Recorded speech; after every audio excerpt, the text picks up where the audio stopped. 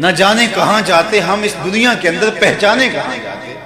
تو یہ ان کی دہلیز کا صدقہ ہے کہ ہماری خود سے ملاقات ہوئی ہے، ہماری ذات سے ہمیں آ گئی. یہ بھٹکا ہوا انسان، یہ بہکا ہوا انسان، مجھے بتائیے اپنے ہاتھوں سے اپنی بیٹی کو زندہ درگور کرے اور اس پہ داد بھی پائے. آج بھی ظلم ہوتے ہیں، آج بھی لوگ لوگوں پہ زیادتیاں کرتے ہیں، لیکن ان پر مذمت کی جاتی ہے، آر دلائی جاتی ہے، شرم دلائی جاتی ہے کہ تم نے یہ کیا کیا. مجرم منہ چھپاتا پھرتا ہے یا اپنے جرم کی کوئی تعویل کرتا پھرتا ہے، لیکن وہاں بیٹی کو زندہ درگور کر کے باپ فخر کرتا تھا کہ میں نے اپنی پگڑی کا کلس جھکنے سے بچا لیا ہے، اپنی آبرو کی حفاظت کر لیا، اور اس پہ ناز کرتا تھا. اور یہ اتنا بڑا جرم ہے، قرآن مجید نے ارشاد فرمایا وَإِذَا الْمَوْءُودَةُ سُئِلَتْ بِأَيِّ ذَنبٍ قُتِلَتْ. قیامت کے دن قبروں میں گڑی ہوئی بچیاں ان کو لایا جائے گا. یہ بات ذہن میں رکھو کہ سب سے پہلا سوال قیامت کے دن نماز کا ہوگا، اور سب سے پہلا فیصلہ قیامت کے دن قتل کا ہوگا. اول ما یحاسب بہ العبد یوم القیامہ القتل. دوسرے لفظوں میں یوں ہم کہہ سکتے ہیں عبادات میں سب سے پہلا سوال نماز کا ہے، اور معاملات میں سب سے پہلا سوال قتل کا ہے. اور جس نے کسی شخص کے قتل میں آدھے جملے سے بھی مدد کی، پورا جملہ بھی نہیں بولا، صرف آدھے جملے سے، نصف جملے سے کسی نے کسی کے قتل میں مدد کی، اس کی دو آنکھوں کے درمیان قیامت کے دن لکھا ہوگا یہ شخص اللہ کی رحمت سے مایوس ہے. آئس من رحمت اللہ اس کی دو آنکھوں کے درمیان لکھا ہوگا. آلہ قتل لے کے کسی پہ جھپٹ پڑنا اور کسی کے جسم کے ٹکڑے کر دینا یہ تو دور کی بات ہے، کسی کے قتل پر آدھے جملے سے بھی مدد کی کسی کو اکسانے کے لیے، تو یہ ایسا جرم ہے کہ قیامت کے دن وہ اس طرح محرومیوں کا شکار ہوگا. اور اللہ سب سے پہلا سوال قیامت کے دن جو ہے وہ ان معصوم بچیوں کا جو زندہ درگور کر دی گئی، جن کے دامن پہ کوئی گناہ نہیں تھا، ان بچیوں کا اللہ اٹھائے گا اور ان کے ظالم باپ کے ٹہرے میں، اور اللہ پوچھے گا بِأَيِّ ذَنبٍ قُتِلَتْ، کس جرم میں تمہیں قتل کیا گیا.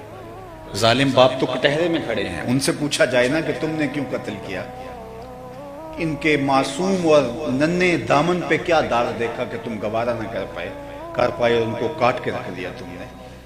لیکن ان سے نہیں پوچھا جا رہا، ان بچیوں سے پوچھا جا رہا ہے کہ تمہیں کیوں قتل کیا گیا. اللہ اکبر. بیٹیوں کے قاتل اتنے گنونے مجرم ہیں کہ اللہ ان ظالم باپوں سے بات کرنا بھی گوارا نہیں کرتا. حالانکہ وہ خطاب عتاب ہوگا، لیکن یہ بھی ان سے گوارا نہیں، ان سے کلام بھی کیا جائے، اور یہ چیز دھڑلے سے کی جا رہی ہے. عالی مرتبت سادات بیٹھے ہیں، میں ایک جملہ کہنا چاہوں گا، یہ مجھے دعا دیں گے. جب بیٹیوں کو زندہ درگور کر کے باپ فخر کرتا تھا، اس زمانے میں میرے حضور نے ایک کلمہ ارشاد کیا. لوگ اس کو کلمہ تحسین کے طور پہ دیکھتے ہیں، اور میں کہتا ہوں یہ کلمہ جہاد تھا. اس ظالمانہ سماج میں کلمہ تحسین تو تھا ہی تھا، لیکن کلمہ جہاد تھا. جب بیٹیاں زندہ درگور کر کے باپ فخر کرتا ہے، اس زمانے میں میرے حضور کہتے ہیں لوگوں سن لو، میری فاطمہ میرے جگر کا ٹکڑا ہے. بیٹیوں کو قتل کیا جا رہا ہے زندہ درگور، اور میرے حضور یہ کلمہ بلند کرتے ہیں. یہ اس ظالمانہ سماج میں کلمہ حق ہے جو میرے حضور نے بلند کیا ہے، اور دنیا کو بتایا کہ بیٹی کیا ہوتی ہے. سیدہ پاک جب حضور سے ملنے آتی ہیں، حضور اٹھ کے استقبال کرتے ہیں، فَأَجْلَسَهَا فِي مَجْلَسِهِ، اور اپنی مسند کے اوپر بٹھاتے ہیں. دنیا کو بتاتے ہیں کہ بیٹی کس احترام کے لائق ہے. جو دو بیٹیاں یا دو بہنیں اللہ کی رضا کے لیے پروان چڑھائے اور پھر ان کا نکاح کر دے، فرمایا میرے ساتھ جنت میں وہ شخص ایسے ہوگا جس طرح یہ دو انگلیاں کری. مجلس میں موجود ایک شخص کھڑا ہوتا ہے، حضور اگر کسی کی دو بیٹیاں نہ ہوں، کسی کی ایک بیٹی ہو تو کہا ہاں یہ اعزاز اس کو بھی ملے گا. اس کے پیچھے جھانکی، اس کی ایک بیٹی ہوگی. کہاں لوگ بیٹیوں کو زندہ درگور کرتے ہیں، اور کہاں جس کی ایک بیٹی ہے وہ آرزو کر رہا ہے کاش کہ میری بھی دو بیٹی ہو. تو معاشرے کو کہاں سے اٹھا کے کہاں تک پہنچا دیا. اپنے عمل سے، رویے سے بتایا کہ بیٹی کس عزت کے لائق ہوتی ہے، اس کا کیا مرتبہ ہوتا ہے، اس کا کیا مقام ہوتا ہے. اور دنیا کو بتایا کہ دیکھو میری اطرت بھی میری بیٹی سے چل رہی ہے، یہ ناز ہے، یہ فخر ہے سیدہ زہرا سلام اللہ علیہا کا۔ تو بیٹیاں زندہ درگور کر کے باپ فخر کرتا تھا، اور میرے اور آپ کے آقا مولا حضور نبی رحمت صلی اللہ علیہ وآلہ وسلم نے ان کو عزت کی مسند پہ بٹھایا۔ اللہ اکبر۔ عکاس کے میلے میں 900 درہم کے اندر ایک ماں کو 3 بیٹے فروخت کرتے ہیں، یہ تاریخ کا دردناک حوالہ ہے، لیکن ادھر کیا ہے، جنت کو کھینچ کے ماں کے قدموں تلے رکھ۔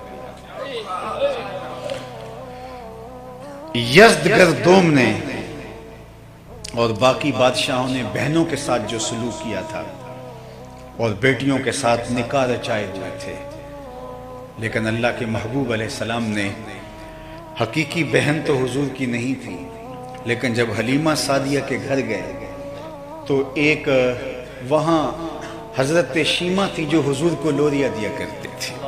اللہ اکبر، کیا بخت پائے اس خاتون نے جو حضور کو گود میں اٹھا کے لوریاں دیا کرتی۔ اللہ اکبر۔ بنو سعد کے محلے کے اندر جب بچیاں شام کے وقت اپنے بھائی اٹھا کے لے آتی، ہمارے پنجابی میں جو بھائی ہے اس کے لیے ایک محبت بڑا لفظ بولا جاتا ہے ویر، تو شام کے وقت ہمارے پنجاب میں جب خواتین کھانا پکانے میں مصروف ہوتی ہیں تو جو بہنیں ہوتی ہیں وہ اپنا ویر اٹھا لیتی ہیں، اور ہر گاؤں میں ایک چوپال ہوتی ہے جہاں وہ اپنے بھائی کو، اپنے ویر کو لے آتی ہیں، اور ہر بہن کا مزاج یہ ہوتا ہے کہ میرے ویر سے سونا زمانے میں نہیں۔ میں نے بچپن میں اپنے کانوں سے باقاعدہ مناظرے ہوتے دیکھے، اگر کسی کے بھائی کا رنگ سانولا ہے تو وہ کہتے ہیں حسن کا تعلق رنگت سے نہیں ہے، میرے بھائی کے نقوش دیکھ، اور اگر کسی کے بھائی کا رنگ سفید ہے، گورا ہے، تو وہ تو پھر کہتی ہے کہ سارا حسن تو رنگت میں ہوتا ہے، میرے بھائی کا جوڑ نہیں۔ بنو سعد کے قبیلے کے محلے میں بھی ایسا ہی ہو رہا ہوتا، ہر بہن کہتی میرے ویر کا جوڑ نہیں، میرے ویر کا جوڑ نہیں۔ مناظرے چل رہے ہوتے کہ حضرت شیمہ اپنے ویر محمد کو اٹھا کے لے آتی اور دور سے کہتی نہیں میرا ویر بھی آ گیا، تو وہ کہتی نہیں نہیں نہیں نہیں شیمہ تیرے ویر کا مقابلہ تو نہیں نا، ہم تو اپنے ویروں کی بات کرتے۔ تو پھر حضرت شیمہ کا سر فخر سے بلند ہو جاتا، سب متفق ہو کے جس کے ویر کو سونا کہہ رہی ہیں، تو حضرت شیمہ حضور کو یوں ایسے گود میں لیتی اور اپنی باہوں میں لے کے اپنے سینے سے چمٹا لیتی، اور باقاعدہ ابن حشام نے وہ لوری لکھی ہے جو پڑھتی ربنا ابق لنا محمد حتی اراہ یافعا و امردا، اللہ میرے ویر محمد کو سلامت رکھنا، آج یہ بچوں کا سردار ہے، کل اپنی آنکھوں سے دیکھوں کہ یہ جوانوں کا بھی سردار۔ شیخ محقق نے لکھا ہے کہ جس قبیلے میں حضرت شیمہ کا نکاح ہوا تھا اس قبیلے کے ساتھ مسلمانوں کی لڑائی ہوئی تو اللہ نے اسلام کو فتح دے دی۔ اپنے قیدیوں کو چھڑانے کے لیے قبیلے کے گھروں سے وہ لوگ فدیے کی رقم جمع کر رہے تھے، کرتے کرتے حضرت شیمہ کے گھر بھی پہنچے اور کہا کہ اتنی رقم آپ لوگوں کے حصے میں آتی ہے۔ کہا کیا ہوا؟ کہا کہ جو ہمارے قیدی ہیں ان کو چھڑانا ہے، اور چلتے چلتے کسی کی زبان پر حضور کا نام آ گیا، تو شیمہ نے کہا اچھا وہ ہیں جن کی ہمارے سے لڑائی ہوئی ہے، انہوں نے آپ کے لوگ پکڑے ہیں؟ انہوں نے کہا ہاں۔ تو کہا پھر پیسے اکٹھے نہ کرو۔ کہا کیوں؟ کہا مجھے ساتھ لے چلو، وہ تو میرا ویر لگتا ہے، وہ تو میرا بھائی لگتا ہے۔ قوم کے سرداروں کو لے کر حضور کے خیمہ نوری کی طرف حضرت شیمہ جاتی، اور یہ مدنی زمانہ تھا، ادب کی آیتیں اتر آئی ہیں۔ وہ وقت گزر گیا جب لوگ پتھر مارتے تھے، وہ وقت گزر گیا جب کانٹے بچھتے تھے راہوں میں، اب تو ننگی تلواروں سے صحابہ پہرا دے رہے ہیں۔ اللہ اکبر۔ حضرت شیمہ قوم کے سرداروں کو لے کر آگے بڑھنے لگی، اپنے ہی انداز میں تو صحابہ نے ننگی تلواروں سے راستہ روک دیا۔ رک جائے دیہاتی عورت، جانتی نہیں آگے کوچہ رسول ہے، آگے تو بغیر اذن کے جبریل بھی نہیں جا سکتا، تم کون ہو؟ تو حضرت شیمہ نے تلواروں کو جھٹک کر کے پیچھے کرتے ہوئے کہا خلو سبیلی وَعَلَمُوا أَنَا أُخْتُ نَبِيِّكُمْ، میری راہوں چھوڑ دو، میں تمہارے نبی کی باجی لگتی ہوں۔ اللہ اکبر۔ تنی ہوئی تلواریں خم ہو گئی اور آنکھوں پر پلکوں کی چلمنے آ گئی۔ حضور نے بھی آواز سنی تو خیمے سے باہر نکل آئے تو دیکھا تو شیمہ کھڑی ہے، تو حضور نے فرمایا بہن کدھر آنا ہوا؟ کہا حضور آپ کے لوگوں نے کچھ لوگ پکڑ لیے۔ اللہ اکبر۔ تو چھڑانے آئی ہے۔ تو آقا کریم نے فرمایا بہن تو نے زحمت کیوں گوارا کی، تو پیغام دیتی میں چھوڑ دیتا۔ بہنیں جب بھائیوں کے دروازے پر آئیں تو بھائی خالی نہیں موڑا کرتے۔ حضور نے کچھ گھوڑے چند جوڑے اور بہت سارے تحائف دیے۔ اللہ اکبر، دنیا کو بتایا کہ بہن کہاں ہوتی ہے۔ میں آپ سے پوچھتا ہوں، جس معاشرے میں بہن کو بھی کاٹ دیا جاتا ہو کہ کل میرا کوئی بہنوئی نہ ہو، بیٹی کو زندہ درگور سکا باپ کرتا ہو، حقیقی باپ زندہ درگور کر دیتا ہو، اور مائیں بازاروں میں بکتی ہوں، منڈیوں میں فروخت ہوتی ہوں، مجھے بتاؤ اس زمانے میں بیوی کا حال کیا ہوگا؟ آج کے مہذب دور میں بھی ایسے لوگ موجود ہیں، ایسے علاقے موجود ہیں جو بیوی کو پاؤں کا جوتا کہتے ہیں، جبکہ باقی رشتوں کا تقدس آج ہم دیکھتے ہیں۔ میں نے لوگوں کو بیٹیاں رخصت کرتے دیکھا ہے اور ان کی آنکھوں میں چمکتے ہوئے آنسو دیکھے ہیں۔ بہنوں کو رخصت کرتے ہوئے بلک بلک کے روتے میں نے بھائی دیکھے۔ آج بہنوں کا تقدس، آج ماں کا تقدس موجود ہے، لیکن پھر بھی اس معاشرے کے اندر ایسے طبقات موجود ہیں جو بیوی کو کچھ نہیں سمجھتے، اور جب ان کا تقدس بھی نہیں تھا تو پھر بیوی کا حال کیا ہوتا۔ لیکن میرے حضور نے ازواج مطہرات کے ساتھ جو سلوک کیا زمانے کے سامنے، جب حضور کا وصال ہوتا ہے اس وقت حضور علیہ السلام کے نکاح میں 9 ازواج تھی، کسی ایک کو بھی حضور پہ شکایت نہیں۔ اللہ اکبر۔ ام المومنین حضرت عائشہ رضی اللہ تعالی عنہا کو حضور حمیرہ کہہ کے پکارتے تھے، لاڈ سے حمیرہ کہہ کے پکارتے، اور لاڈ کا عالم یہ تھا، صحیح بخاری میں روایت موجود ہے، حضور نے فرمایا عائشہ جب تم مجھ سے ناراض ہوتی ہو تو مجھے اس وقت بھی پتہ ہوتا ہے، اور جب عام حالت ہوتی ہے تو اس وقت بھی پتہ ہوتا ہے۔ تو عرض کی کہ حضور کیسے؟ فرمایا جب کوئی تمہارے دل میں ایسی بات ہوتی ہے تو اس وقت جب قسم کی نوبت آ جائے باتوں میں تو تم کہتی ہو لا ورب ابراہیم، مجھے ابراہیم کے رب کی قسم، اور جب ایسا معاملہ نہیں ہوتا تو قسم کی نوبت ہو تو تم کہتی ہو لا ورب محمد، مجھے محمد کے رب کی قسم۔ تو یہ اس بات کا سائن ہے کہ آپ کے دل میں کوئی ناراضگی جو ہے وہ موجود ہے۔ اللہ اکبر۔ ام المومنین کیا جواب دیتی ہے؟ لا احجر الا اسمک، حضور نام چھوڑتی ہوں دل میں آپ ہی بستے ہیں۔ تو ازواج کے ساتھ حضور علیہ السلام کی یہ شفقت، خیرکم لأہلی وانا خیرکم لأہلی، تم میں سے بہتر وہ ہے جو اپنے اہل خانہ کے ساتھ بہتر ہے، اور میں تم میں سب سے زیادہ اپنے اہل خانہ کے ساتھ بہتر۔ حضرت خدیجہ الکبریٰ رضی اللہ تعالی عنہا کے ساتھ حضور کی محبت کا ربط و رشتہ زمانہ اس کو کیسے فراموش کر سکتا ہے؟ ان کے وصال کے بعد اس سال کو عام الحزن کا نام دیا، دکھوں بڑا سال، صدمے کا سال بنا دیا۔ اللہ اکبر، کتنا صدمہ محسوس کیا۔ اور سیدہ ام المومنین عائشہ رضی اللہ تعالیٰ عنہ فرماتی ہیں حضور جانور ذبح کرتے اور گوشت کے مختلف ٹکڑے ان کی سہیلیوں کے گھروں میں بھیجتے، اللہ اکبر، تاکہ ان کو آسودگی و خوشی ہو۔ میرا ان سے جو رشتہ تھا مجھ سے نہ رہا گیا، میں نے ایک دن کہہ دیا حضور اللہ نے آپ کو بہتر ازواج دے دی، اور آپ بار بار اس خاتون کا ذکر کرتے ہیں بڑھاپے کی وجہ سے جس کے ہونٹوں کے گوشے رنگ بدل گئے تھے۔ تو آقا کریم نے فرمایا عائشہ مجھے خدیجہ کے بارے تکلیف نہ دو، جب پورے مکے نے میرا انکار کر دیا تھا اس نے میرا اقرار کیا تھا، میں اس کا ذکر کیسے چھوڑ سکتا ہوں؟ تو یہ تھا حضور علیہ السلام کا رویہ اپنی ازواج کے ساتھ، دنیا کو بتایا کہ جو ہے وہ زوجہ کس مقام پہ ہوتی ہے اور کس جو ہے وہ مرتبے پہ ہوتی ہے۔ معاشرے میں قرآن بتاتا ہے فَذَلِكَ الَّذِي يَدُعُ الْيَتِيمَ، یہ وہ بد نصیب شخص ہے جو یتیم کو دھکے دیتا ہے۔ قرآن نے ایسے ہی نہیں کہا، وہ یتیم کو عملاً دھکے دیا کرتے تھے۔ خدا ترس لوگ بھی موجود تھے، وہ بہت خیال بھی رکھتے تھے، آپ جانتے عرب مہمان نواز بھی تھے، لیکن اس کے باوجود وہ اپنے بچوں کے ساتھ یتیم کو نہیں بیٹھنے دیتے تھے۔ ان کا خیال یہ تھا کہ یتیم میں نحوست ہوتی ہے جو ہماری اولاد میں در آئے گی، تو وہ دور سے اس کی ضرورت تو پوری کر دیتے تھے لیکن اس کو عزت نہیں دیتے تھے۔ قرآن کا فلسفہ کیا ہے؟ کسی کی مدد کرنا نہیں، کسی کو عزت کے ساتھ اس کی مدد کرنا ہے۔ کلا بل لا تکرمون الیتیم، کہا تمہارا یہ اس بربادی کا سبب کیا ہے؟ تم یتیم کو عزت نہیں دیتے ہو۔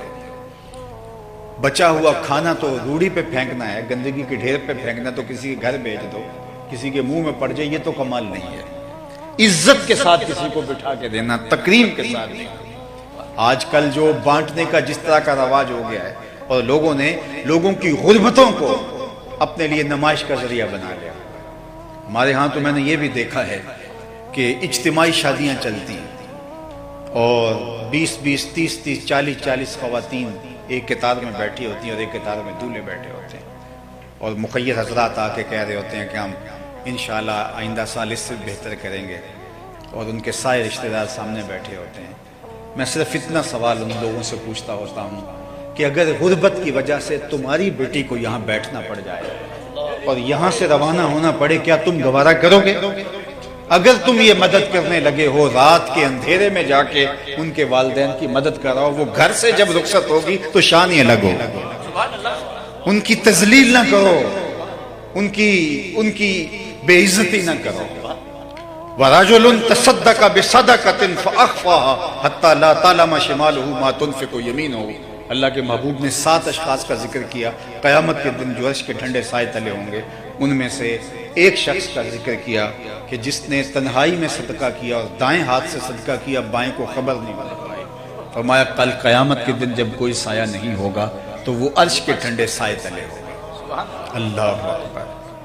آپ اعلانیہ صدقہ بھی کریں, قرآن نے اس کا بھی کہا ہے, لیکن کسی مسجد کے لیے مانگا جا رہا ہے, کسی تنظیم کے لیے مانگا جا رہا ہے, جامعہ کے لیے مانگا جا رہا ہے, کسی فلاحی تنظیم آپ سے اجتماعی طور پہ کچھ طلب کر رہی ہے, آپ اعلانیہ کرو, دوسروں کو ترغیب ہو, لیکن کسی فرد کو جب آپ دو تو اس وقت اخفا کرو تاکہ اس کی عزت نفس کہیں مجروح نہ ہو. ہمارے دین نے ہمیں یہ سکھایا ہے, دینے کی بات نہیں. آج تو ایک زمانہ ہوتا تھا نیکی کر دریا میں ڈال, آج کہتے ہیں نیکی کر اخبار میں ڈال, بلکہ اب اس سے بھی آگے چلا گیا, نیکی کر فیس بک میں ڈال. وہ ایک آپ نے سوشل میڈیا پہ گھومتی تصویر دیکھی ہوگی کہ ایک آٹے کی بوری ہے اور 5 آدمی ایک بیوہ عورت کو دے رہے ہیں. یہ تذلیل ہے. یتیم کی مدد کرنا, اس کو کھانا دینا یہ اور بات ہے, لیکن اس کی تکریم کرنا یہ اور بات ہے. فَذَلِكَ الَّذِي يَدُعُّ الْيَتِيمَ, وہ کھانا دیتے تھے لیکن اپنی اولاد کے ساتھ نہیں کھیلنے دیتے تھے کہ نحوست نہ دار آئے. لیکن میرے اور آپ کے آقا و مولا نے کیا, میں اور یتیم کی کفالت کرنے والا قیامت کے دن اس طرح لیڑے ہوں گے جس طرح یہ 2 انگلیاں قریب ہیں. یہ ہمارا دین ہے. اس کائنات میں سب سے اچھا گھر کون سا ہے, سب سے بہتر گھر کون سا ہے؟ کسی نے کہا جناب جو برلب سڑک ہے وہ گھر اچھا ہے, آنے جانے کی سہولت اچھی رہتی ہے. کسی نے کہا جو شہر کے مرکز میں ہوگا وہ گھر اچھا ہوگا. کوئی بولا جناب کوئی عالی نسب سوسائٹی کے اندر اگر گھر ہے تو وہ گھر اچھا ہے, وہاں انسان بہت محفوظ اپنے آپ کو فیل کرتا ہے. کسی نے کہا جناب جو ہے وہ دریا کنارے ہو, ساحل سمندر پہ ہو, وہ گھر اچھا ہے, وہاں خوب نظارے اور شفاف ہوا ملتی ہے. کسی نے کہا جو کشادہ ہو وہ اچھا ہے. کسی نے کہا جو پہاڑ کی چوٹی پہ ہو اور نیچے کے سارے نظارے جو ہے وہ دل اور روح کے قرار کا سبب بنے اور آنکھوں کو تراوت ملے, وہ گھر اچھا ہے. لیکن ہم نے حضور سے پوچھا تو آقا کریم نے فرمایا بہترین گھر وہ ہے جس میں یتیم رہتا اور اس کی عزت بھی ہوتی ہے, چاہے وہ 2 مرلوں کا جھونپڑا کیوں نہ ہو, جس میں ساتھ شرط لگائے جس میں یتیم بھی رہتا ہو اور اس کی عزت بھی ہوتی ہے اس گھر کے اندر. گھر کے اندر یتیم ہو لیکن اپنے بچوں کی طرح اس کو نہ رکھا جائے اور اس کو قدم قدم پہ فیل ہو کہ میں یتیم ہوں, اس کو لمحہ لمحہ محسوس ہو کہ میں یتیم ہوں. ان کو لائنوں میں لگوا کہ آپ جب بوریاں دیتے ہو, جب نذرانے دیتے ہو, تو آپ جانتے ہیں کہ ان کا دل کتنا دکھتا ہے, یتیم کا دل کتنا نازک ہوتا ہے. ہمارے دین نے تو ہمیں یہاں تک بتایا کہ جب بچے اکٹھے کھیل رہے ہوں, تمہارا بچہ بھی ان بچوں میں کھیل رہا ہو, تو اپنے بیٹے کو بیٹا کہہ کے آواز نہ دو, اس کے نام سے پکارو. حضور ہمارا بیٹا ہی ہے تو جناب ہم اس کو اگر بیٹا کہہ کے پکاریں گے تو اس میں حرج بھی کیا ہے؟ کہا نہیں, یہ گھر جا کے شوق پورا کر لینا. لیکن جب اکٹھے بچے مشترک کھیل رہے ہوں تو اپنے بیٹے کو بھی بیٹا نہیں پکارنا. ہو سکتا ہے وہاں کوئی یتیم بچہ بھی کھیل رہا ہو, اس کا دل چڑھ جائے گا میرا باپ ہوتا تو آج مجھے بیٹا کہہ کے پکار. ہمارے دین نے تو ہمیں یہاں تک کہا کہ بیوہ کے سامنے اپنی بیوی سے ملاطفت کا اظہار نہ کرو, غریب کے سامنے اپنی دولت کی نمائش نہ کرو, بلکہ یہاں تک آقا کریم علیہ السلام نے فرمایا اپنے گوشت کی خوشبو سے غریب ہمسائے کو تکلیف نہ دو, یا تو تھوڑا سا پانی زیادہ ڈال لو, شوربے کی ایک پیالی اس کے گھر بھی بھیج دو. اور اگر ایسا نہیں کر سکتے تو ایسے زاویے اور ایسے وقت میں کھانا پکاؤ جب اس کے بچے سو چکے۔ غریب ضد کر بیٹھے، اس کے بچے ضد کر بیٹھے، اس کی ضد پوری نہ ہو سکے تو بلکتے بچوں کو کیسے چپ کرائے؟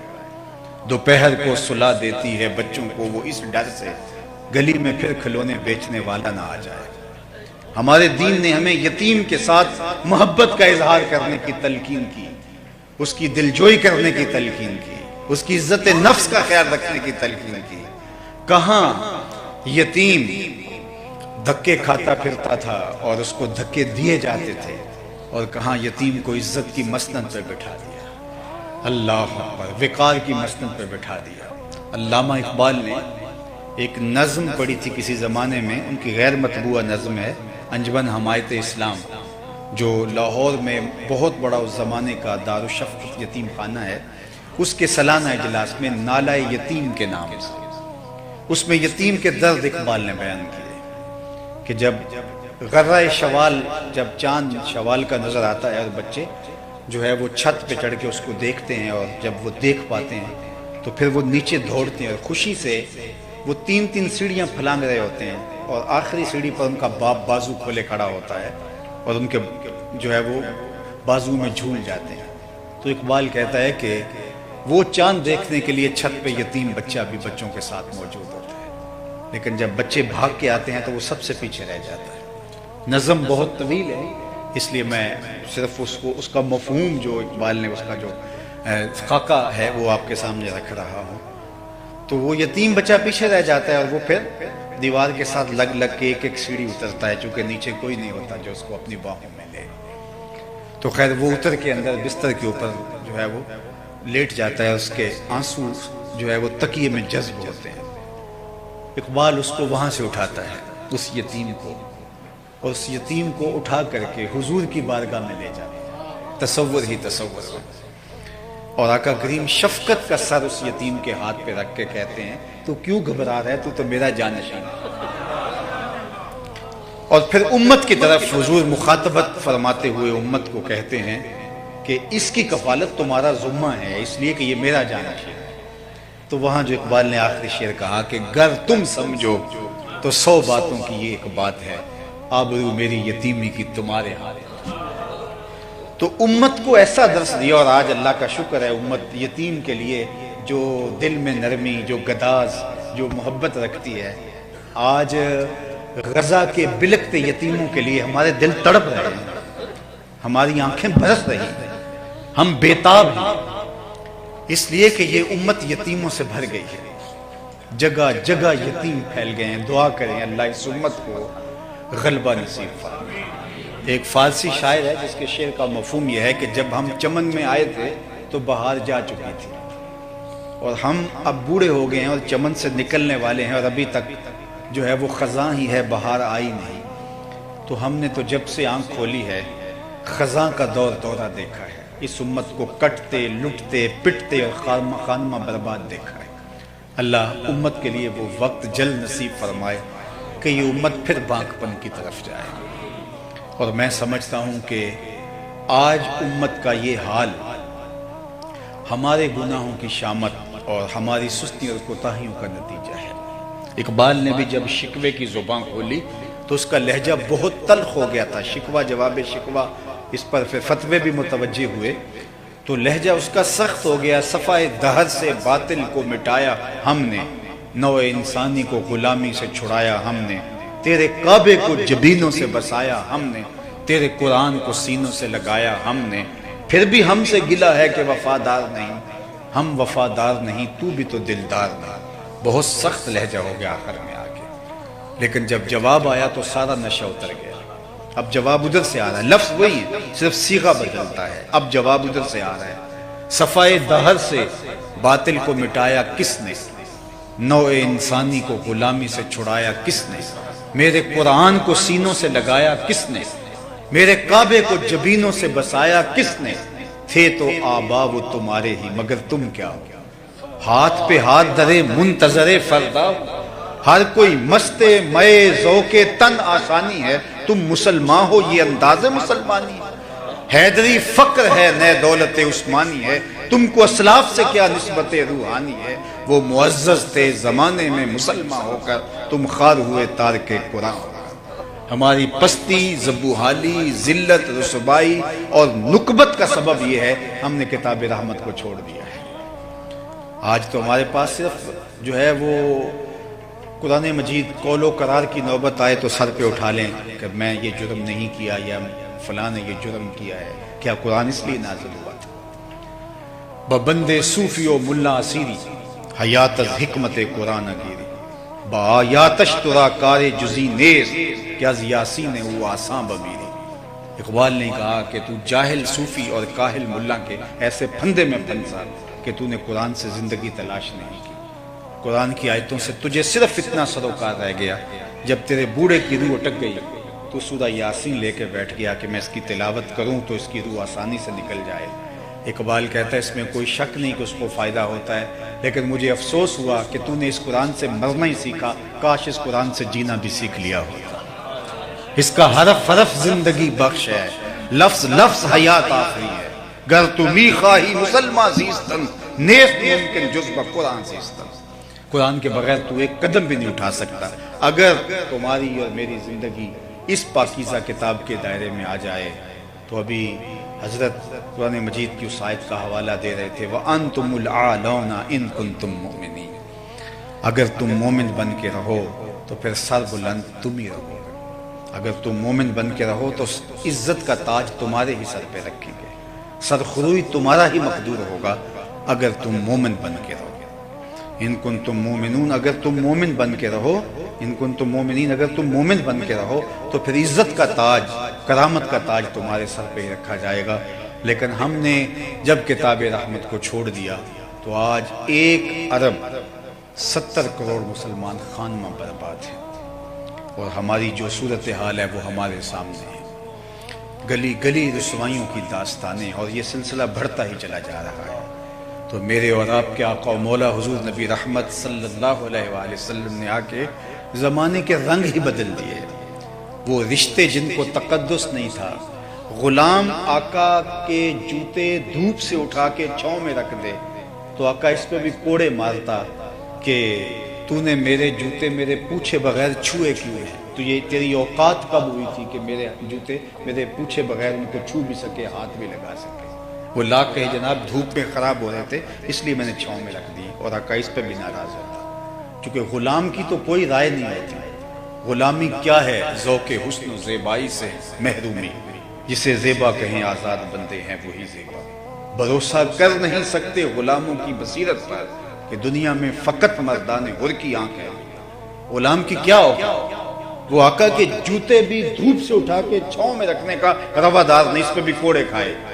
اب دیکھیے طلوع مہر فاراں ہوتا ہے، وہ غلام جو آقا کے جوتے دھوپ سے اٹھا کے چھاؤں میں رکھنے کا روادار نہیں، حضور جب معراج سے واپس پلٹتے ہیں اور بلاتے ہیں بلال حبشی کو، بلال تو کون سا نیک عمل کرتا ہے، میں نے جنت میں تیرے قدموں کی آہٹ سنی۔ کیا خیال ہے اس ایک جملے نے دور غلامی کی ساری تھکن اتار نہیں دی ہوگی؟ اور بلال فرش سے اٹھ کے فراز عرش پہ نہیں پہنچ گیا ہوگا کہ جو آقا کے جوتے بھی نہ چھو سکے، اس کو دو جہاں کا مختار کہہ رہا ہے کہ میں تیرے قدموں کی آواز جنت میں سنی۔ تو یہ پستیوں سے اٹھا کے اوج ثریا کی بلندیوں تک پہنچا دیا۔ ناتوانوں کو بخشی توانائیاں، کم نگاہوں کو ذوق نظر دے گیا، گمراہوں کو دکھائی رہے زندگی، شب زدوں کو نسیم سحر وہ زندگی کا اجالا دیا۔ آفتاب زندگی کی ایک شعاع اولی، نور سے تیرے فلک روشن درخشاں ہے زمین، تیری ہستی روشنی کا ایک حسین مینار ہے، جس کی ہر کرن ہے نشان منزل دنیا اودی، تیری نظروں نے تراشے ظلمتوں سے آفتاب، پاؤں تیرے چوم کر ذرے بنے ماہ مبی، ہے غریبوں کے سہارے ہے یتیموں کی مراد، محسن انسانیت تجھ سا کوئی نہیں۔ تو زندگی کا جتنا نور ہے حضور کی دہلیز سے۔ ایک اور جملہ کہنا چاہوں گا، اور وہ یہ، آپ کو خیر کی قدریں جہاں بھی ملیں، چاہے کسی کفر کے معاشرے میں ملیں، وہ حضور کے قدموں کے صدقے سے۔ آج جہاں بھی روشنی ملے، جہاں بھی نور ملے، جہاں بھی خیر ملے، وہ خیر، وہ نور، وہ روشنی میرے حضور کی دے، میرے حضور کی عطا ہے۔ اور آج زمانے کے اندر یہ جو ترقی آپ دیکھ رہے ہیں، یہ عروج دیکھ رہے ہیں، یہ حضور علیہ السلام کے غلاموں کا بانٹا ہوا ہے۔ جب مسلمانوں نے آ کے چراغ علم روشن کیا اندلس کے اندر، آپ تاریخ پڑھیں کہ اس زمانے میں لوگ سواد آشنا بھی نہیں تھے۔ شارلمان اور اس کے لارڈز ابھی دستخط کرنے کی مشق کر رہے تھے کہ ابن حزم کے قلم سے 1000 کتابیں نکل چکی۔ یہ ہماری تاریخ ہے۔ پیرس کی گلیوں میں ابھی کیچڑ تھا کہ بغداد عروس البلاد کہلاتا تھا۔ یہ ہماری تاریخ ہے۔ لیکن ہم جب خود اپنے آپ کو گرانے پہ تلے ہوئے ہیں تو پھر ہمیں کوئی نہیں اٹھا سکتا۔ اللہ تعالیٰ کا قانون یہ ہے کہ وہ خدائے زندہ زندوں کا خدا ہے۔ جو خود محنت کر کے آگے بڑھتا ہے تو اللہ اس کو راستے دیتا ہے، بلکہ لَنَهْدِيَنَّهُمْ سُبُلَنَا، ایک نہیں کئی راستے دیتا ہے۔ لیکن جو سکڑ کے گھر بیٹھ جائے تو پھر اس کو مٹا دیا جاتا ہے، اس کا عروج زوال میں بدل دیا جاتا ہے۔ ہم سرخرو تھے، لیکن جب ہم تن آساں ہو گئے تو پھر ہمارا یہ حال ہو گیا۔ نوجوانان ملت ہمیں دوبارہ کھڑا ہونا ہوگا، اپنے پاؤں پہ کھڑا ہونا ہوگا، شعوری سفر طے کرنا ہوگا، علم کی آماجگاہوں کو آباد کرنا ہوگا، ہمیں تذبذب اور بے یقینی سے نکلنا پڑے گا۔ اللہ اکبر۔ حضرت عبداللہ عبادہ بن صامت رضی اللہ تعالیٰ عنہ اور عبداللہ بن ابی بن سلول، یہ دونوں جب ان کا معاملہ ہوا یہود کے ساتھ دوستی کے حوالے سے، تو اس نے کہا میں تو اس لیے تعلق رکھا ہوا ہے کہ کسی مشکل وقت میں یہ دوستی کام آئے گی، لیکن حضرت عبادہ نے کہا مجھے اسلام کے مستقبل پہ مکمل یقین ہے، اسلام غالب ہی رہے گا، مجھے اللہ اور اس کے رسول کے علاوہ کسی دوستی کی ضرورت نہیں۔ تو ہم اسلام کے مستقبل ہماری نظروں میں مخدوش ہو گیا ہے اور ہم سمجھتے ہیں ایسے نہیں۔ ہم پوری طرح سے تیقن کے ساتھ آگے بڑھیں، راستے ملیں گے، خدائے زندہ زندوں کا خدا ہے، پھر اٹھنے والے قدم منزل کی طرف بڑھتے چلے جائیں گے۔ پیچھے مڑ کے دیکھنا بھی توہین جستجو سمجھیں۔ ہم راستے ہمارے ہیں، منزلیں ہماری ہے، اس لیے کہ اس نے دین کو غالب کرنے کا وعدہ کیا ہے اور وہ دین غالب ہو کے رہے گا۔ اور میں تو آج 1 ارب اور 70 کروڑ مسلمانوں کی موجودگی میں یہ بات کر رہا ہوں۔ آپ یقین کی برستی بجلیاں دیکھیے جب سراقہ بن مالک حضور کو گرفتار کرنے کے لیے آتا ہے، اور یہ وہ حالات تھے کہ حضور مکہ چھوڑ کے جا رہے ہیں، مکے میں رہنا محال ہو گیا تھا اور حضور مکہ چھوڑ کے مدینے جا رہے ہیں، تو یہ گرفتار کرنے آ رہا ہے۔ تیقن دیکھیے اپنے مشن پر۔ حضور میں تم گرفتار کرنے لگے ہو، میں تمہارے ہاتھ میں کسرا کے کنگن دیکھ رہا ہوں۔ اب ذرا دیکھیے وہ تیقن اپنے مشن پر اور اپنے مستقبل پر، تو ہم بالکل جو ہے وہ تذبذب اور بے یقینی کے گڑھے میں نہیں گرنا، ہمیں یقین کے ساتھ آگے بڑھنا ہے۔ آنے والا کل ہمارا ہی ہے۔ قوموں کے اوپر عروج و زوال آتے رہتے ہیں، اور ماضی کے اندر جو ہے وہ یہ ساری تاریخ گواہ ہے کہ ایسا ہوا۔ انشاءاللہ جو ہے وہ آج تو ہیں یہ جسم آلودہ گرد سفر، کل انہی جسموں پہ منزل پھول بھی برسائے گی انشاءاللہ۔ پیارا اور نہ کوئی ان سے بچھڑ کے لکڑی روئی، جب وہ سیر کو جایا کرتے سر پہ بادل سایا کرتے۔ آج لوگ پوچھتے ہیں کہ یہ میلاد کر رہے ہو کہاں لکھا ہے؟ لکھے کی کمی نہیں، علماء دلائل کے انبار لگا دیتے ہیں، لیکن میں کہا کرتا ہوں کیا حضور کے ذکر کے لیے بھی کسی دلیل کی ضرورت ہے؟ کبھی ایسا ہوا ہے کہ پھولوں کا تذکرہ چھڑا ہو اور بلبل کہے لکھا کہاں ہے؟ بات شمع کی ہو رہی اور پروانہ دلیلیں ڈھونڈ رہا ہو، اور یہ بھی ممکن نہیں کہ بات سرکار دو عالم کی ہو رہی اور امتی کو دلیل چاہیے۔ محب کے لیے تو اس سے بڑا سرمایہ ہی کوئی نہیں کہ کوئی اس کے محبوب کا ذکر چھیڑ دے۔ عید ذکر نعمان لنا فإن ذکرہ هو المسک ما کررتہ یتزوع۔ امام شافعی علیہ رحمہ فرماتے ہیں میرے ممدوح کا ذکر کرو، ان کا تذکرہ ایسی کستوری ہے تم جو سے چھیڑتے جاؤ گے خوشبو پھیلتی چلی جائے۔ مطرب سے کہو کہ چھیڑے ذرا اس جان تمنا کا قصہ۔ میں تو جب یہاں پہنچا ہوں تو اپنے میزبانوں کی زبان سے جو اپنی علاقائی زبان میں یا انگریزی میں وہ گفتگو کر رہے تھے، تو میں سوچ رہا تھا کہ میری گفتگو پتہ نہیں احباب تک اس طرح پہنچ پائے کہ نہ، چونکہ علاقائی زبان اور میری زبان میں فرق ہوگا، لیکن ابھی حضرت نے اردو میں گفتگو کی اور آپ کی تفہیم کا جو انداز تھا اس سے مجھے حوصلہ ہوا. تو اب میں اس شعر کی طرف آپ کی توجہ چاہوں گا کہ مطرب سے کہو کہ چھیڑے ذرا اس جان تمنا کا قصہ. مطرب سے کہو کہ چھیڑے ذرا اس جان تمنا کا قصہ، فرقت کے بھیانک لمحوں میں کچھ دل کو سہارا ہو جائے. تو محب کے لیے تو اس سے بڑا سرمایہ ہی کوئی نہیں کہ کوئی اس کے محبوب کا ذکر چھیڑے. رومی علیہ رحمہ لکھتے ہیں کسی نے مجنوں کو دیکھا کہ ریت کے اوپر لیلا لیلا لکھ رہا ہے، تو رک کے کہا یہ کیا کر رہے ہو؟ گفت مشق نام لیلا می کنم خاطر خود را تسلی می رہا. کہا محبوب کا نام لکھ لکھ کے دکھی دل کو قرار دے رہا. تو رومی کہتے ہیں جب مجنوں کو لیلا کا نام تسکین دیتا ہے تو امتی کو محبوب کا نام تسکین نہیں دیتا. اور میں تو کہا کرتا ہوں کہ میں خانہ سہارا دیتا ہے نہ جام سہارا دیتا ہے.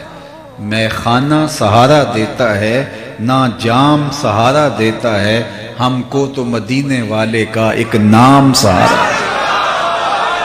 ٹھنڈ پڑ جاتی ہے سینے میں جب لبوں پہ ان کا نام آتا ہے. اللہ اکبر، اتنا دل آویز نام ہے، اتنا میٹھا نام ہے. یہ نام کوئی کام بگڑنے نہیں دیتا، بگڑے بھی بنا دیتا ہے. نام محمد صلی اللہ علیہ وسلم. حضرت شیخ مہدی الفاسی مطالع المسرات شرح دلائل الخیرات میں لکھتے ہیں حضور کا ذکر سن کر جس شخص کے کلیجے میں ٹھنڈ نہیں پڑتی اس کے سینے میں دھڑکنے والا دل کسی مومن کا دل ہی نہیں. یہ ہو ہی نہیں سکتا کہ ذکر حضور کا ہو صلی اللہ علیہ وآلہ وسلم کا اور دل کو قرار نہ پہنچے، دل کو تسکین نہ ملے. تو اللہ نے مجھے اور آپ کو یہ سعادت عطا کی ہے کہ جب آپ کا نام آتا ہے تو ہمارے چہرے گلاب کی طرح کھل جاتے ہیں، سینوں میں تراوت، ٹھنڈک، تسکین محسوس کرتے ہیں کہ ان کا مبارک نام آیا. تو آج ہم اسی لیے جمع ہوئے. آؤ میں پہلے آپ کو ایک خوبصورت مجلس میں لیے چلتا ہوں جس کو منعقد ہونے کے لیے مسجد نبوی کا صحن میسر آیا. صحاح میں روایت موجود ہے آقا کریم علیہ السلام حجرہ انور میں تشریف فرما تھے اور صحابہ مسجد نبوی میں ایک مجلس بپا کر رکھی تھی. تو ابھی مجلس جاری تھی کہ حضور حجرہ انور سے نکلے اور خرامہ ادھر تشریف لے آئے جہاں حضور کے اصحاب مجلس بپا کیے ہوئے تھے. تو آقا کریم علیہ السلام تشریف لا کے ارشاد فرمایا ما اجلسکم، صحابہ یہ جلسہ کاہے کا ہے، کیوں بیٹھے ہوئے ہو؟ تو انہوں نے جو جواب دیا وہ سنیے. جلسنا نذکر اللہ ونحمدہ علی ما ہدانا لدینہ ومن علینا بک.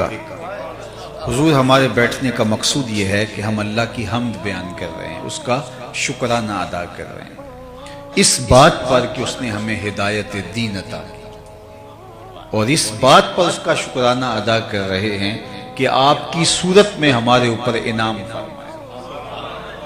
ہمارے بیٹھنے کا مقصود یہ ہے، آج ہمارے جلسے کا مدعا یہ ہے کہ دین اسلام کا نصیب ہو جانا، اس پر اللہ کی حمد بول رہے ہیں کہ مالک تو نے کرم کیا، ہمیں دین کی ہدایت عطا کی اور ہمارے اوپر یہ احسان فرمایا کہ ہمیں محمد عربی عطا کر. میں نے کتب میں 12 نبیوں کی آرزویں پڑھی ہیں جنہوں نے حضور کی امت میں ہونے کی آرزو، تمنائیں کرتے رہے، آرزویں کرتے رہے. ہم نے کوئی تمنا تو نہیں کی، کوئی آرزو تو نہیں کی. آغوش مادر میں آنکھ کھولی، ہمارے والد صاحب مسجد سے مولانا کو بلا لائے، انہوں نے کان میں اذان دی اور مبارک دیتے ہوئے کہا مبارک کو تو حضور کا غلام بن کے آیا. شاہوں سے ملا ہے نہ تونگر سے ملا ہے، اللہ کا عرفان اسی در سے ملا ہے. اوروں کو ملا ہے تو مقدر سے ملا ہے، مجھ کو تو مقدر بھی تیرے در سے۔ یہ میری خوش قسمتی میں تیرا امت، یہ میرے بخت، یہ میرا مقدر کہ میں آپ کا غلام ٹھہرا۔ اللہ اکبر۔ ایک فارسی شاعر کا ایک مصرع ہی دیکھ لیجئے کہ بری ناظم کے ہستم امتے تو، بری ناظم کے ہستم امتے تو، میں اس بات پہ فخر کرتا ہوں کہ حضور میں آپ کا امتی ہوں۔ بری ناظم کے ہستم امتے تو، گناہ گارم و لیکن خوش نصیبہ، گناہ گار ہوں لیکن خوش بخت ہوں کہ میں آپ کا غلام ٹھہرا۔ تو یہ میرے اور آپ کے کا شرف ہے، میرا اور آپ کا اعزاز ہے کہ ہم حضور علیہ السلام کے امتی ہیں۔ محمد جان جانا ہے، پیغمبر ہو تو ایسا ہو، رسولوں کی بشارت سے مبشر ہو تو ایسا ہو، امر توقیر کا سب کو مؤکر ہو تو ایسا ہو، کیا ہم کو غلام ان کا مقدر ہو تو ایسا ہو۔ کہا حضور ہم اس بات پر اللہ کا شکر ادا کر رہے ہیں کہ اس نے ہمیں ہدایت دین عطا کی، وَمَنَّ عَلَيْنَا بِكَ، اور آپ کی صورت میں ہمارے اوپر احسان فرمایا۔ میں آپ سے پوچھوں کہ آپ یہاں کیوں بیٹھے ہیں تو آپ کہیں جناب حضور کا ذکر سننے کے لیے تو بات وہیں ختم ہو جاتی ہے، لیکن حضور علیہ السلام نے فرمایا صحابہ کیا تم مجھے اس بات پہ حلف دے سکتے ہو کہ اسی لیے بیٹھے ہو، تمہارے بیٹھنے کا کوئی اور مقصد نہیں ہے؟ تو صحابہ کو حیرت کا جھٹکا تو لگا کہ یہ حلف والی بات تو نہیں عمومی طور پہ، لیکن حضور نے پوچھا تو کہا جی حضور ہم حلف دیتے ہیں، قسم اٹھاتے ہیں۔ آقا کریم نے باقاعدہ ان سے حلف لیا اور انہوں نے باقاعدہ حلف دیا کہ ہم اسی مقصد کے لیے بیٹھے ہیں، ہمارے بیٹھنے کا کوئی اور مقصود نہیں ہے۔ اب صحابہ نے باقاعدہ حلف دے دیا، حضور نے ان سے حلف لیا، ان کی آنکھوں میں چمکتے ہوئے سوال تھے کہ یہ حلف ہم سے کیوں لیا گیا؟ عمومی طور پہ پوچھا جاتا ہے کیسے بیٹھے ہوئے ہو تو لوگ کہتے ہیں ہم اس لیے بیٹھے ہیں، بات ختم ہو جاتی ہے، لیکن آقا کریم نے فرمایا حلف دو اسی لیے بیٹھے، قسم اٹھاؤ اسی لیے بیٹھے۔ تو صحابہ نے قسم اٹھائی، لیکن سوال تو جو ہے وہ ان کے چہروں پر تھے، ان کی آنکھوں میں سوال چمک رہے تھے۔ تو حضور علیہ السلام نے خود ارشاد فرمایا صحابہ ابھی ابھی جو میں نے تم سے حلف لیا ہے، تم سے قسم لی ہے، یہ کسی تہمت کی بنیاد پر نہیں، تمہارے قول پر شک نہیں گزرا تھا، کسی تردد کے ازالے کے لیے میں تم سے قسم نہیں لی، بلکہ ماجرا کچھ اور تھا، اور وہ یہ کہ تم یہاں بیٹھے تھے، مجلس بپا کیے اور میں حجرے میں تھا۔ اتانی جبریل علیہ السلام، میرے پاس جبریل امین حاضر خدمت ہوئے، فاخبرنی ان اللہ یباہی بکم الملائکہ، اور جبریل نے آ کے کہا محبوب آپ یہاں بیٹھے ہیں، ذرا باہر نکل کے دیکھو، آپ کے صحابہ کے اس عمل پر اللہ فرشتوں میں ناز کر رہا ہے۔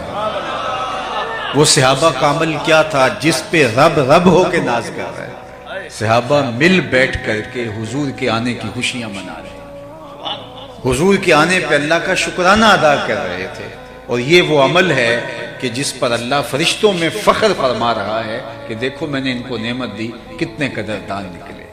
اللہ کی رحمتوں سے کوئی بعید نہیں کہ آج کی مجلس بھی قبول کر لی جائے، اور اللہ فرشتوں سے فرمائے کہ دیکھو صدیاں بیت گئی، یہ آج بھی بیٹھ کے اس نعمت کا شکرانہ۔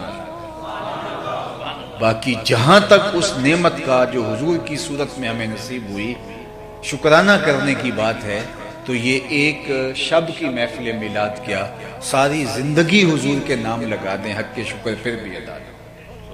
ہمارے بدن پہ اتنے بال نہیں ہیں جتنے رسول اللہ کے احسانات ہیں، ہمارا بال بال قرض رسالت میں جکڑا ہوا ہے۔ خدا شناسی تو بڑی دور کی بات ہے، ہم خود شناس بھی نہ ہوتے اگر وہ تشریف نہ لاتے، ہمیں یہ بھی پتہ نہ ہوتا کہ ہم کون ہیں۔ مجھے بتائیے جس کو یہ بھی نہ پتا ہو کہ میں کون ہوں، اس کے پلے کیا ہوتا ہے؟ اقبال نے کہا تھا اپنے من میں ڈوب کر پا جا سراغ زندگی، تو میرا نہیں بنتا نہ بن اپنا تو بن، اور جو اپنا بھی نہ ہو، اور انسان کب اپنا تھا؟ اشرف المخلوقات ہونے کے باوجود وَلَقَدْ كَرَّمْنَا بَنِي آدَمَ کا تاج اس کے سر پہ سجا ہوا ہے، مسجود الملائکہ، لیکن درختوں کو، حشرات الارض کو، چوپایوں کو، اجرام فلکیہ کو، چلتے دریاؤں کو، بہتی ندیوں کو، جلتی آگ کو، چلتی ہواؤں کو اس نے اپنا معبود سمجھا۔ انسان کی تاریخ تو ایسی ہے کہ یہ مچھلیاں پکڑنے کے لیے کانٹے کے ساتھ جو کیچوا لگایا جاتا ہے، ایک زمانے میں یہ بھی اس کا معبود تھا۔ اپنے ہاتھوں کے تراشے ہوئے مٹی کے مادوں کو اس نے اپنا خدا مانا۔ پتھر کے تراشیدہ اصنام کے چرنوں میں اپنی پیشانی کا تقدس پامال کیا۔ حالانکہ یہ پوری کائنات حضرت انسان کے لیے بنائی گئی تھی۔ یہ درخت اس لیے بنائے گئے تھے کہ اس کو چھاؤں فراہم کریں، اسے آکسیجن دیں، اس کی مانا۔ پتھر کے تراشیدہ اصنام کے چرنوں میں اپنی پیشانی کا تقدس پامال کیا۔ حالانکہ یہ پوری کائنات حضرت انسان کے لیے بنائی گئی تھی۔ یہ درخت اس لیے بنائے گئے تھے کہ اس کو چھاؤں فراہم کریں، اسے آکسیجن دیں، اس کی خوراک کی تکمیل کا ذریعہ بنے اور اس کے ایندھن کے کام آئیں۔ یہ ان کو معبود سمجھ بیٹھا۔ یہ چاند سورج ستارے اس کی راہوں کو اجالنے کے لیے، اس کے ذوق نظارہ کی تسکین کے لیے پیدا کیے گئے تھے، لیکن یہ ان کو معبود سمجھ بیٹھا۔ یہ جانور اس کی سواری کے لیے، بار برداری کے لیے، دودھ اور گوشت کی ضروریات کی فراہمی کے لیے پیدا کیے گئے تھے، یہ ان کو معبود سمجھ بیٹھا۔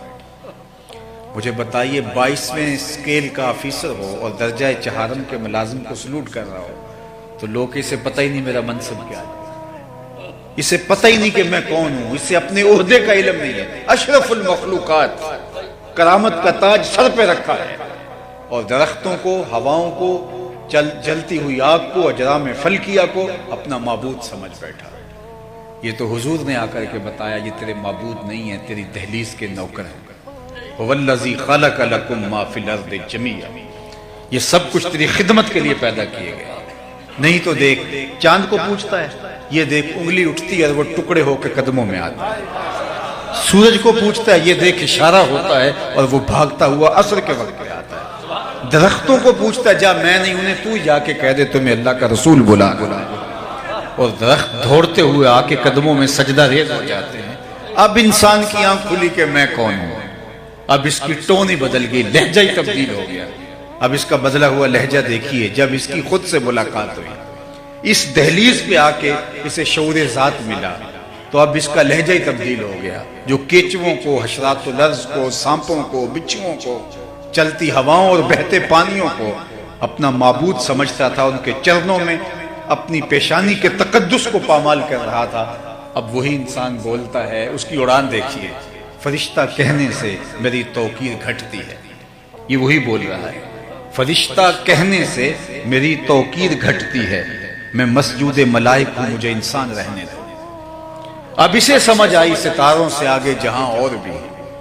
اب اس کی آنکھ کھلی، کانپتا ہے دل تیرا اندیشہ طوفان سے کیا، نا خدا تو، بحر تو، کشتی بھی تو، ساحل بھی تو، دیکھ آ کر کوچائے چاکے گریباں میں کبھی، کیس تو، لیلا بھی تو، صحرا بھی تو، محمل بھی تو، وائے ناکامی کہ تو محتاج ساکی ہو گیا، میں بھی تو، مینا بھی تو، مستی بھی تو، محفل بھی تو، آہ کس کی جستجو آوارہ رکھتی ہے تجھے، راہ تو، رہرو بھی تو، راہبر بھی تو، منزل بھی تو، بے خبر تو جوہر آئینہ ایام ہے، تو زمانے میں خدا کا آخری پیغام ہے۔ تو انسان کی خود سے ملاقات ہوئی ہے تو اس دہلیز پہ آ کے ہوئی ہے، اور اگر یہ ڈر نہ ہوتا تو وہ آج بھی اندھیروں میں بھٹک رہا ہوتا، اور جنہیں ان کی دہلیز نہیں ملی وہ آج بھی ظلمتوں میں ٹکرے مار رہے ہیں۔ سید سلیم گیلانی کا ایک شعر ہے، میری ساری گفتگو کا آپ اس کو خلاصہ کہنا چاہیں تو کہہ سکتے ہیں، نہ خرد کی روشنی تھی نہ جنوں کی آگہی تھی، نہ خرد کی روشنی تھی نہ جنوں کی آگہی تھی، تیری رہبری سے پہلے یہ جہاں جہاں نہیں۔ نہ خرد کی روشنی تھی نہ جنوں کی آگہی تھی، تیری رہبری سے پہلے یہ جہاں جہاں نہیں تھا، تیرے آستاں سے پہلے کوئی آستاں نہیں تھا، میں وہ زمین تھی جس کا کوئی آسمان نہیں۔ تو زندگی کو نور ملا، زندگی کو سرور ملا، زندگی کو زندگی کا اجالا ملا، زندگی کو روشنیوں کا حوالہ ملا، تو اسی دہلیز پہ آ کے ملا۔ اور اگر یہ در نہ ملتا تو آج ہم بھٹکے ہوئے انسان کہاں لڑک کے جا چکے ہوتے۔ نصیر اچھا ہوا کہ ان کا در مل گیا، ورنہ نصیر اچھا ہوا کہ ان کا در مل گیا، ورنہ کہاں رکتے کہاں تھمتے، نہ جانے کدھر جاتے۔